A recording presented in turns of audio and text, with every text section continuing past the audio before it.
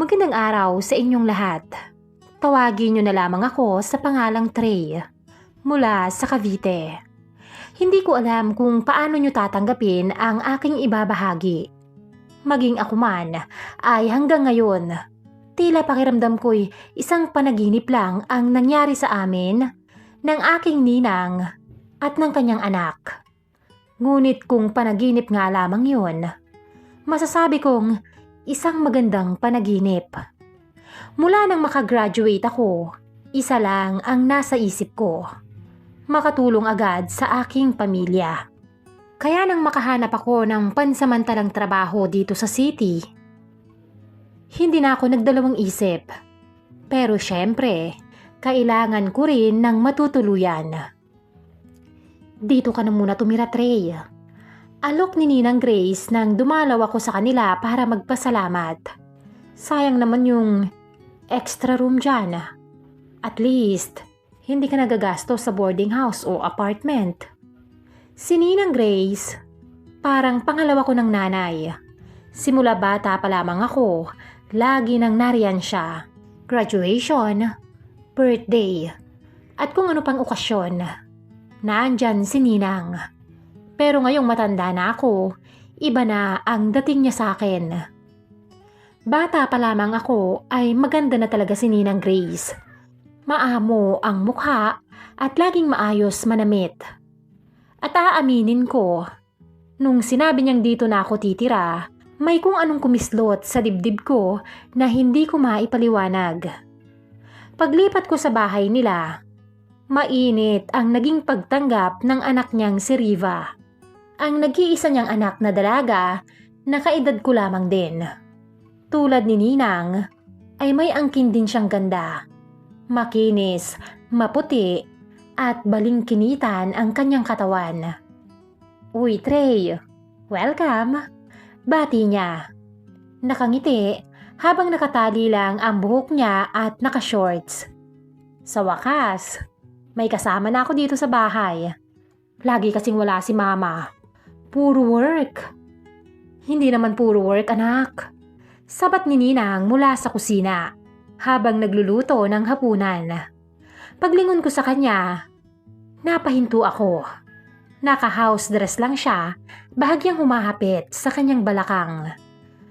Hindi ko alam kung saan ako titingin sa kanilang dalawa. Umupo ako sa mesa. Pinilit na gawing normal lang ang boses ko. Salamat po ulit sa pagpapatira, Ninang. Ngumiti siya yung tipong may lambing. Walang anuman. Huwag kang mahihiya. Ang bahay na to parang bahay mo na rin. Pero habang sinasabi niya yun, may kung ano kong naramdaman sa mga tingin niya na parang humahaplos sa buo kong katawan. Kinagabihan ay hindi ako makatulog. Lumabas ako ng kwarto at dumiretso sa kusina. Naroon si Ninang, nakaupo sa mesa. May hawak na baso ng wine. O Trey, hindi ka makatulog? Bati niya. Opo, Ninang eh. Sagot ko. Umupo siya paharap sa akin.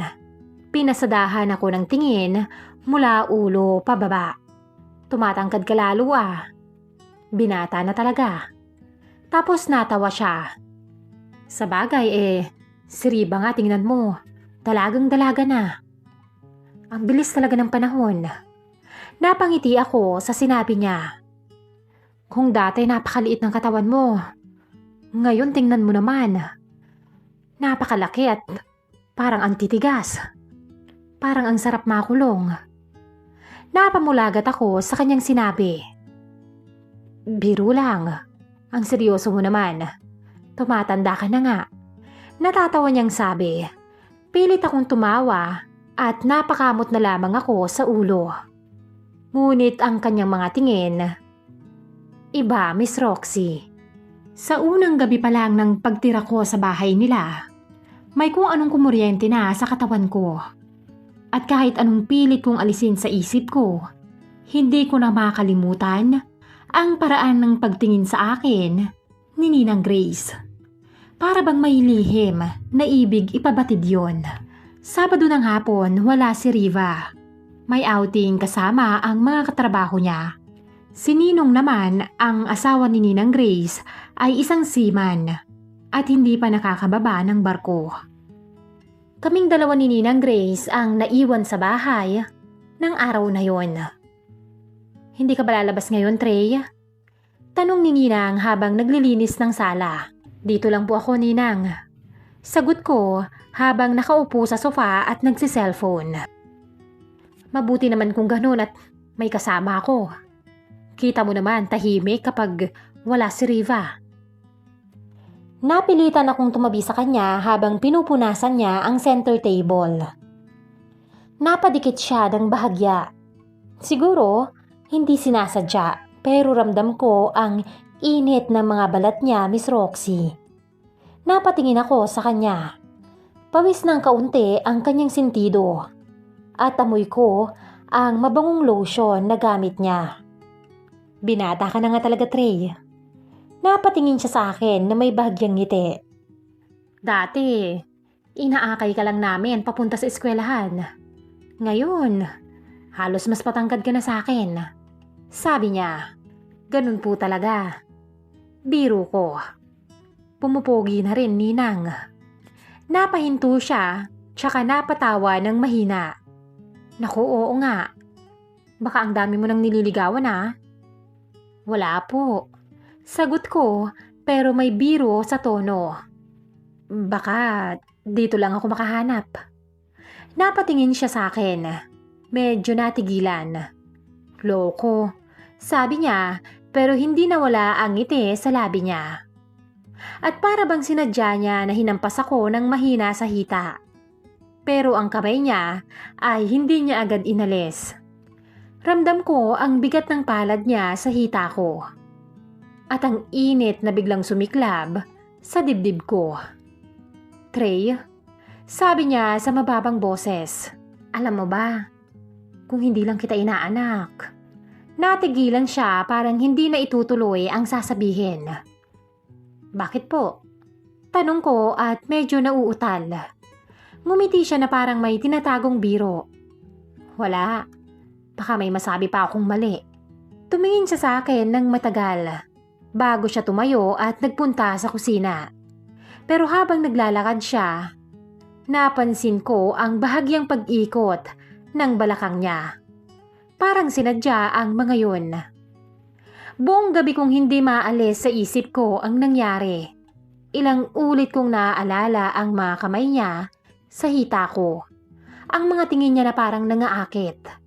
At habang nakahiga ako sa kama, isang tanong ang paulit-ulit na umuukit sa isip ko. Ninang ko siya pero bakit pakiramdam ko gusto kong masigit pa? Kinabukasan, maaga pa lang ay gising na ako. Tahimik ang buong bahay. Wala pa rin si Riva at dinig ko ang lagaslas ng tubig mula sa banyo. Habang bumababa ako para kumuha ng tubig, napansin kong nakabukas ng kaunti ang pinto ng banyo. Doon ko siya nakita. Si Ninang, nakatapis lang ng tuwalya, basa ang buhok, at pinupunasan ang mga binti niya. Alam kong hindi niya ako kita sa aking pagkakatayo. Tumigil ang oras, Miss Roxy. Parang natulala ako. At bago ko pa mapigilan ang sarili ko, napaubo ako ng mahina. Ay, gulat niya. Trey. Napakapit siya sa tuwalya niya pero hindi niya yun inayos agad. Nakatingin lang ako at hindi makapagsalita. Pasensya na. Sabi niya pero imbis na magalit, may kakaibang lambing sa boses niya. Nakalimutan kong mag-lock. May kasama na nga pala kami rito ni Riva. Lumingon siya sa akin at doon ko nakita ang mga titig niya. Yung parang sinusubok ako, Miss Roxy. Hindi ko po sinasadya, Ninang. Bulong ko. Sigurado ka ba? Lumapit siya ng bahagya. Hawak pa rin ang tuwalya. Nakatitig lang ako at hindi makagalaw. Trey. Bumaba ang boses niya. Halos pabulong na lang. Kung ano man yung iniisip mo, Mali yan. Pero habang sinasabi niya yon, siya mismo ang unang lumapit. Ramdam ko ang init ng hininga niya nang mapalapit siya sa akin. Ninang, halos pabulong kong sabi. Bumigat ang mga titig niya. Hindi ko na alam kung sino ang nauna, pero naramdaman ko na lang ang palad niya sa mga pisngi ko. At ang sumunod ay ang labi niya sa labi ko. Mainit at mabagal ang mga yon. Pero habang tumatagal, parang hindi na niya kayang pigilan. Ang mga kamay niya ay kumapit sa batok ko. Pababa sa balikat at hinila niya ako papalapit. Hanggang sa hindi ko na rin napigilan ang sarili ko. Parang gutom ako ng mga panahon na yon. Mabilis ang galaw ng aking mga kamay. Parang may hinahanap sa kanyang katawan.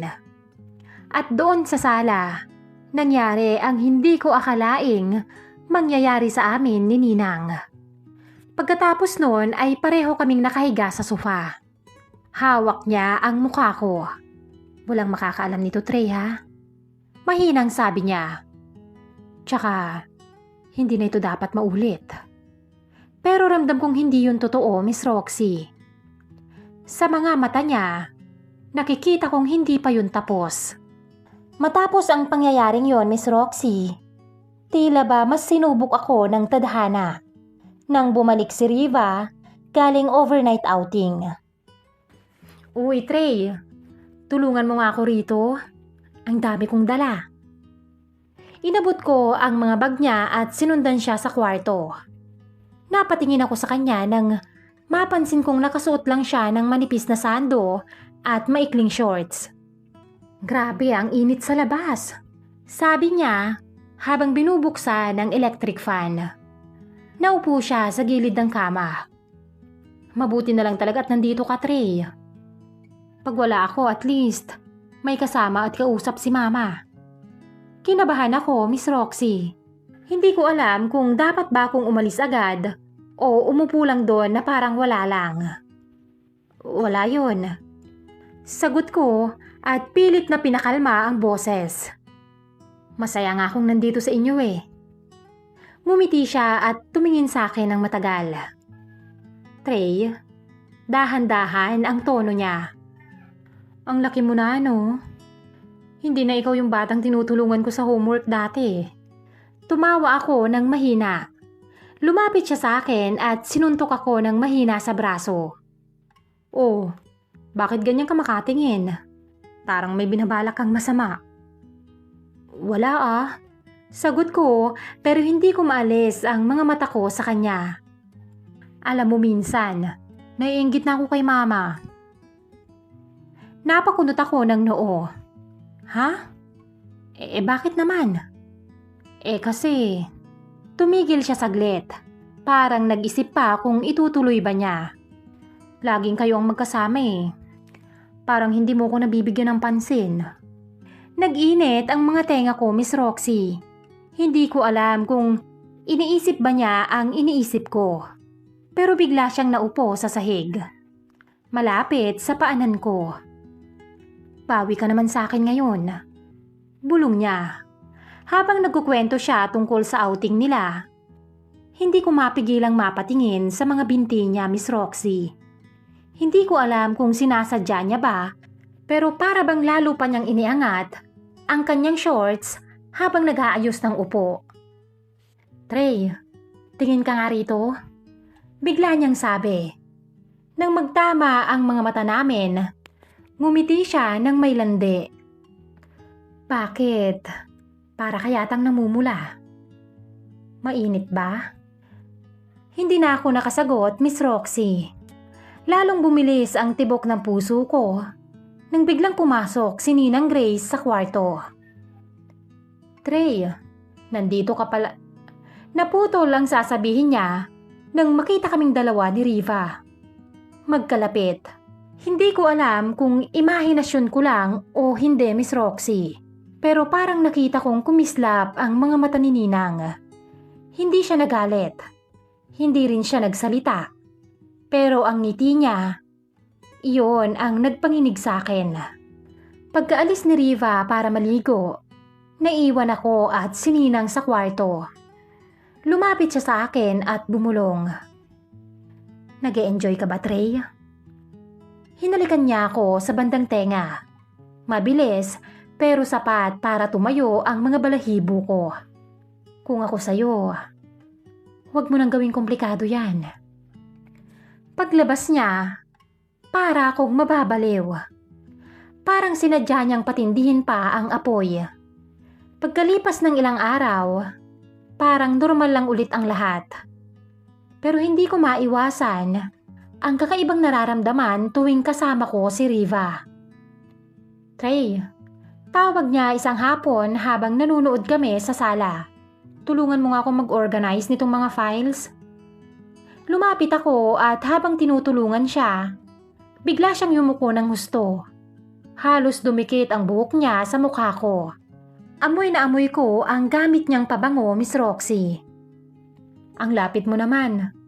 Biro ko at pilit na ginagawang light ang sitwasyon. Ngumiti siya at hindi umatras. Bakit? Nahihiya ka ba? Tumawa ako pero ramdam kong namumula ang mga tenga ko. Hindi naman. Pero baka may makakita sa atin.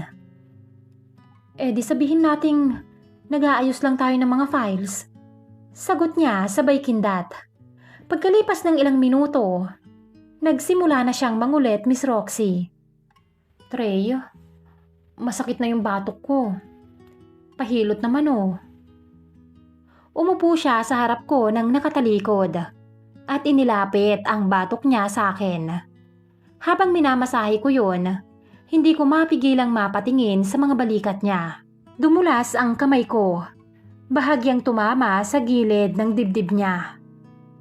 Bigla siyang huminto at napatingin sa akin. Sorry, hindi ko sinasadya. Mabilis kong sabi. Pero imbis na mainis, ngumiti lang siya. Okay lang. Pero careful ka ha. Baka isipin kong may gusto ka sa akin. Napatawa siya pero may kakaibang kiliti sa tono ng boses niya. At bago pa ako makasagot, siniko niya ako ng mahina at tumawa ulit. Alam mo minsan iniisip ko, sabi niya nang nakatitig sa akin. Single ako at single ka rin. Baka pwedeng tayo na lang dalawa. Napatitig ako sa kanya at parang tumigil ang oras. Hindi ko alam kung biro ba yung mga yon. Pero parang gusto ko nang sumugal, Miss Roxy. Paano kung seryosohin natin yung sinasabi mo? Mahina akong sagot. Napatigil siya at dahan-dahan ang naging ngiti niya. Trey, baka mahulog ka sa akin yan. Baka nga. Sabi ko at bago pa siya makaalis, inabot ko ang mga kamay niya. Nagkatitigan kami ng matagal at hindi na ako nakapagpigil, Miss Roxy. Hinalikan ko siya. Nagulat siya nung una, pero hindi siya umatras. Sa halip, naramdaman ko ang mga kamay niya sa batok ko. Hinila niya pa ako papalapit. Para bang may apoy na sumiklab sa pagitan namin. Bago pa kami tuluyang lamunin ng sandali, bigla kaming natigilan nang marinig naming bumukas ang pinto ng kwarto ni Ninang. Mabilis kaming naghiwalay at kunwari ay nag-organize ulit ng kanyang mga files. Kinagabihan, hindi ako makatulog. Parang inuulit-ulit ng utak ko yung muntik nang mangyari.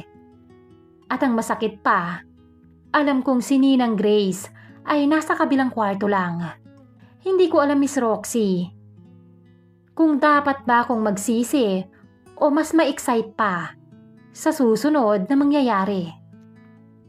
Pagkatapos ng gabing yon na hinalikan ko si Riva, hindi na kami halos nag-usap buong umaga. Pero nung hapon, habang nakatambay kami sa sala, bigla niyang hinawakan ang mga kamay ko. Trey, bulong niya. Halos hindi marinig.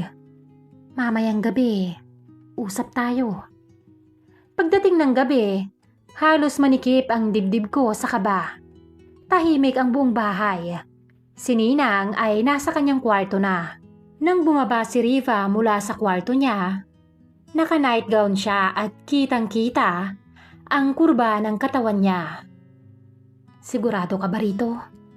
Mahina akong tanong habang nasa kusina kami. Matagal ko na tong iniisip. Sabi niya sabay hawak sa mukha ko.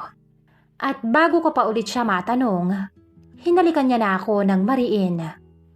Para kaming mga takas sa sariling bahay. Doon mismo sa lamesa ng kusina. Hindi na namin napigilan ang init. Halos mabasag ang katahimikan sa lakas ng hinga namin. At sa bawat daing niya, parang lalo akong tinutulak para gawin pa yon, Miss Roxy. Sa gitna ng lahat ng yon, hindi namin namalayan na may nakabukas na pinto sa dulo ng hallway. Tahimik, pero naroon si Ninang Grace, nakatayo at nanunood. Nang matapos kami ni Riva, mabilis siyang umakyat sa kwarto niya. Paglingon ko, nagulat ako nang makita ko si Ninang Grace na nakasandal sa pinto. Trey. Malumanay ang boses niya, pero may kakaibang bigat. Alam mo bang, narinig at nakita ko kayo? Nanlaki ang mga mata ko, Miss Roxy. Ninang, pasensya na pero hindi ko na natapos ang mga sasabihin ko. Lumapit siya sa akin. Dahan-dahan at para akong na-freeze sa kinatatayuan ko. Hindi mo alam, Trey, kung gaano ko katagal na inggit. Bulong niya. Alam kong mali, pero hindi ko kayang itago. Hinawakan niya ang mga kamay ko. Inilapit sa bewang niya. Ramdam kong mabilis din ang tibok ng puso niya.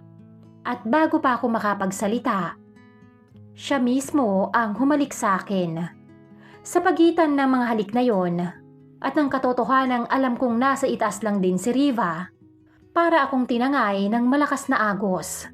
Nawala ang takot at ang naiwan lang ay ang pagnanasa at init. Doon din mismo ay nagpadala kami ni Ninang Grace sa sandaling yon. Linggo ng hapon, hindi ko alam kung anong meron sa araw na yon, pero parang pareho kaming sabik ni Riva. Nasa kwarto kami, nakaupo siya sa mesa habang may itinuturo ako sa laptop. Pero ang suot niyang manipis na shorts at sando ay parang nalunokso sa akin. Trey, seryoso ka ba sa pinapaliwanag mo? Tanong niya habang nakatingin sa laptop ko. Hindi ko rin naman kasi alam kung sa lesson ka ba nakakonsentrate o sa akin. Biro ko. Napangiti siya at tumagilid. Bahagyang itinaas ang tuhod, kaya kitang-kita ko ang makinis niyang hita. Bakit? Gusto mo bang sayo na lang? Parang may dumaan na kuryente sa katawan ko. Lumapit ako at bago pa ako makapagsalita, inilapit niya na ang mukha niya sa akin. Trey, bulong niya, mababa at mabagal. Hindi ka ba natatakot? Na baka mahuli tayo? Mas natatakot akong tigilan ka, Riva. Sagot ko sabay hawak sa mga kamay niya. Bumuntong hininga siya at bago pa ako makapagpigil, siya na ang unang humalik. Hindi na kami nagpaligoy-ligoy pa, Miss Roxy. Pagkababa ko ng kwarto, akala ko tapos na ang lahat. Pero si Ninang Grace ay naroon sa kusina. Nakaduster na sobrang nipis na para bang sinadya niyang ipakita na wala siyang suot na panloob. Humigpit ang hawak ko sa mesa. Ang tagal niyo sabi niya, nakatitig sa akin na para bang alam niya ang ginawa namin. Lumapit siya ng dahan-dahan at marahang dumampi ang kamay sa braso ko. Trey, mahina niyang sabi. Huwag mo kong tingnan ng ganyan kung wala kang balak panindigan. Ninang, sambit ko. Shhh! Hinawakan niya ang mga kamay ko at ipinatong sa bewang niya. Naramdaman ko ang init ng balat niya kahit may tela pa. Baka ho, bumaba si Riva. Bulong ko. Di bilisan mo. Pilya niyang sagot, sabay kagat sa kanyang labi. Sa isang iglap, Miss Roxy, natagpuan ko ang sarili kong nakasandal sa dingding. Ang labi niya ay ilang pulgada lang mula sa akin. Para kaming naghahamon kung sino ang unang bibigay. At nang siya mismo ang unang lumapit, wala na akong nagawa kundi suklian ang mga halik niya. Pag-akyat ko sa kwarto, hindi ko alam kung sino sa kanilang dalawa ang mas iniisip ko, Miss Roxy. Si Riva ba? O si Ninang Grace? Isang araw, hindi ko akalain na ang mismong trabaho ko pa ang magiging dahilan para maputol ang lahat. Habang nakaupo ako sa kusina, tinawag ako ni Ninang Grace. Trey, may dumating na tawag kanina. Na-approve na raw ang transfer mo sa main office. Next week ka na daw magsisimula. Tumigil ako sa pagkain. Sa Maynila na? Tanong ko. Tumangulang si Ninang. Hindi ko mabasa ang mukha niya. Pero hindi ko yun kinakitaan ng galit. Hindi rin ng lungkot. Kinagabihan ay kinausap ako ni Riva. So, aalis ka na? Hindi ko rin ina-expect na mangyayari to, pero siguro mas mabuti na rin. Tumahimik lang siya saglit bago ngumiti. Kahit may bakas ng lungkot sa mga mata niya. Basta, huwag mong kalilimutang nandito pa rin ako ha. Kahit anong mangyari. Ngumiti ako sa kanya at tumango. Hindi kita makakalimutan, Riva. Pag-alis ko ng bahay nila, walang drama, Miss Roxy. Si Ninang lang ang tahimik na nagpaalam. Trey, mag-iingat ka doon. Sabi niya. Salamat po, Ninang. Yan lang ang tanging nasabi ko bago ako umalis. Mabilis na lumipas ang mga buwan, Miss Roxy.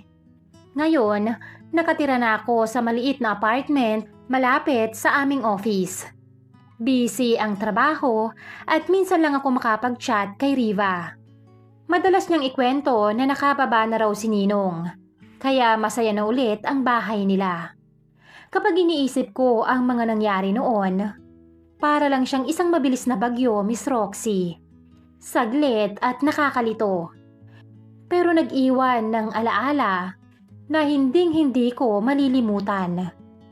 Minsan ay tinanong ko ang sarili ko, kung sakaling magkita ulit kami ni Ninang Grace, anong sasabihin ko? Sapat na sa akin na may kapayapaan ang lahat, Miss Roxy. Tingin ko'y hanggang dito na lamang po ang aking kwento. Salamat po sa inyong pakikinig, Trey. Please subscribe and tap the notification bell para updated sa mga susunod na kwento. Ang inyong lingkod, Miss Roxy.